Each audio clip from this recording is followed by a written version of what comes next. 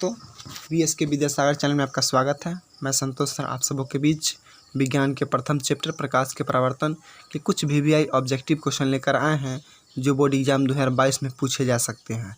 तो याद रखें, अंत तक वीडियो जरूर देखें। अगर मेरे चैनल को सब्सक्राइब नहीं किए हैं तो सब्सक्राइब जरूर कर लें ताकि मैं इस प्रकार की वीडियो जब भी लाऊँ तो आप पे नोटिफिकेशन पहले आ जाए। तो चलो शुरू करते हैं नंबर 1 प्रश्न से। क्वेश्चन है, गोलीय दर्पण के परावर्तन पृष्ठ को वृत्ताकार सीमा रेखा का व्यास कहलाता है।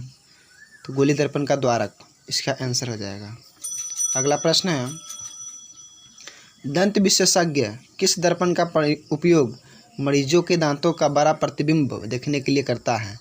तो इसका उत्तर हो जाएगा अवतल दर्पण। अगला प्रश्न है, यदि किसी बिंब का प्रतिबिंब का आवर्धन ऋणात्मक हो तो उस प्रतिबिंब की प्राकृतिक होती है। तो इसका उत्तर हो जाएगा वास्तविक और उल्टा। अगला प्रश्न है,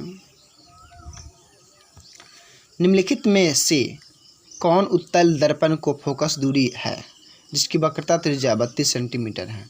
तो इसका उत्तर हो जाएगा +16 सेंटीमीटर। अगला प्रश्न है, प्रकाश के परावर्तन के नियम से निर्धारित होता है आपतन कोण बराबर परावर्तन कोण।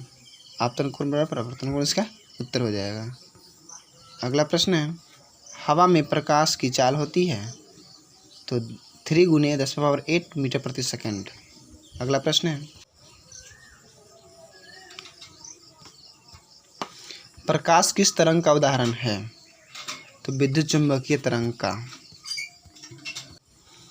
अगला प्रश्न, प्रकाश के परावर्तन के कितने नियम हैं। तो इसका करेक्ट आंसर हो जाएगा 2। अगला प्रश्न है, किस दर्पण में बड़ा प्रतिबिंब बनता है। तो अवतल दर्पण में। अगला प्रश्न है, गोलीय दर्पण में फोकसांतर एवं वक्रता त्रिज्या के बीच संबंध है। तो F = R/2। अगला प्रश्न है, सर्च लाइट का परावर्तक सतह होता है। तो अवतल दर्पण का। अगला प्रश्न है, दाढ़ी बनाने में कौन सा दर्पण उपयुक्त होता है। तो अवतल दर्पण। अगला प्रश्न है, दर्पण का सूत्र है 1/U + 1/V = 1/F। इसका करेक्ट आंसर हो जाएगा।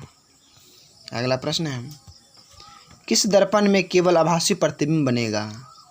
तो समतल तथा उत्तल में। अगला प्रश्न है, समतल दर्पण में प्रतिबिंब की प्रकृति होती है आभासी तथा बराबर। अगला प्रश्न है, गोलीय दर्पण की फोकस दूरी उसकी वक्रता त्रिज्या की क्या होती है। तो आधी होती है। अगला प्रश्न है, किस वस्तु का आवर्धित काल्पनिक प्रतिबिंब बनता है। तो अवतल दर्पण से। अगला प्रश्न है,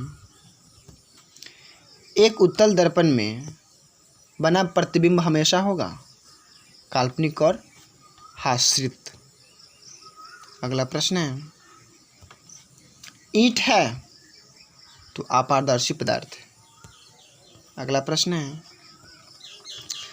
हमारी आंखें जो देखती हैं वे वस्तु कहलाती हैं दीप्त या प्रदीप्त। अगला प्रश्न है,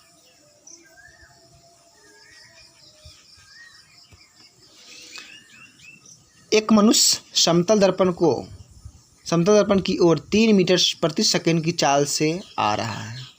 मनुष्य को दर्पण में अपना प्रतिबिंब किस चाल से आता हुआ प्रतीत होगा। तो इसका उत्तर हो जाएगा 6 मीटर प्रति सेकंड से, दोगुनी हो जाती है। अगला प्रश्न है, संयुग्मी फोकस संभव है केवल अवतल दर्पण से। अगला प्रश्न है, एक उत्तल दर्पण की फोकस दूरी 20 सेंटीमीटर है तो इसकी वक्रता त्रिज्या क्या होगी। तो 40 सेंटीमीटर। 40 सेंटीमीटर का करेक्ट आंसर हो जाएगा। अगला प्रश्न है,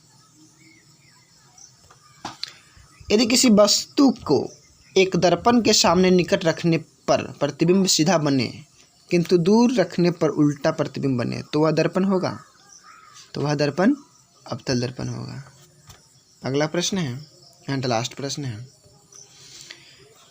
किस दर्पण के सामने आप चाहे कितनी दूरी पर खड़े हो आपका प्रतिबिंब सीधा ही बनेगा? संभवतः दर्पण है समतल या उत्तल दर्पण है। वीडियो अच्छा लगे तो चैनल सब्सक्राइब शेयर कमेंट करना ना भूले। और पार्ट 2 वीडियो प्रकाश के परावर्तन का ऑब्जेक्टिव क्वेश्चन देखने के लिए कल ठीक इसी समय तक इंतज़ार करें। थैंक्स।